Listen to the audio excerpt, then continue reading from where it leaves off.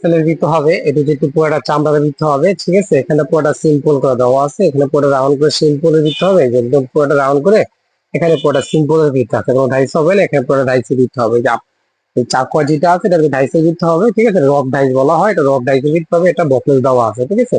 এটা বাকেল দেওয়া আছে, এটা যদি পুরোটা চামড়ার ভিত্তি হবে, ঠিক আছে। দেখেন ডিফারেন্ট কিন্তু একদম সিম্পলের ভিত্তি আছে, ইউনিক ও ডিফারেন্ট, দেখেন ডিজাইনটা, ঠিক আছে। একদম সিম্পলের ভিত্তি হবে, এটা যদি পুরোটা চামড়ার ভিত্তি হবে। এটা জিনিসটা কি, এটা আপনি যদি ভাঁজ করা পরেন, এটা যদি মুভ হয়, পুরো মুভ করলেও কোনো প্রবলেম হবে না, কারণ এটা যদি ভাঁজটা পড়লে পুরো মুভ করছি, এটা যে কি করে ফেলছি ভাঁজটা কিন্তু বোঝা যাবে না, এখন এটা ডাইস করে দেওয়া আছে, ঠিক আছে। এটা আপনি যেভাবে কিছুভাবে রাখিস করলে কোনো সমস্যা হবে না, এটি যদি পুরো চামড়ার ভিত্তি আছে।